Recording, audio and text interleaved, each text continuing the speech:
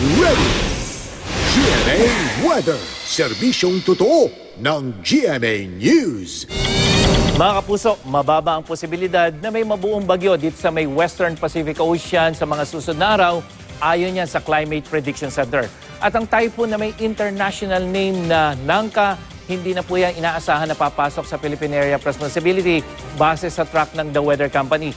At isa po yan sa 6 na sama ng panahon ngayon dito sa buong Pacific Ocean mula sa Western, Central hanggang dito sa may Eastern Pacific Ocean. At patuloy na pinalalakas ang bagyong Nangka ang hanging habagat, kaya delikado pa rin pumalaot ang maliliit na sakyang pandagat dyan po sa may seaboards ng Northern at Central Luzon hanggang dito sa may Eastern seaboard ng Southern Luzon.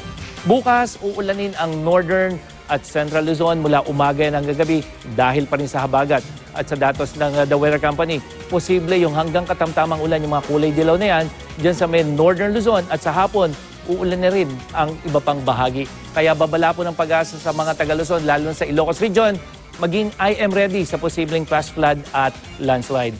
Sa Metro Manila, mataas ang tsansa ng mahinang ulan sa susunod na 5 araw. Mas maaliwalas na panahon naman at mahinang ulan sa ilang bahagi ng Visayas ang dapat asahan at sa malaking bahagi ng Mindanao, may mga pagulan din dulot ng thunderstorm. Sa rainfall outlook naman ng pag-asa para sa buwan ng Hulyo, mas mataas kaysa normal yung kulay blue na yan, ang dami ng ulan na ibubuhos sa malaking bahagi ng Luzon at mas mababa naman kaysa sa normal dyan sa ilang bahagi ng Visayas hanggang sa Mindanao. Yan ang latest mula sa GMA Weather. Ako po si Nathaniel Cruz. Magplano para sigurado. I am ready. Serbisyong totoo ng GMA News.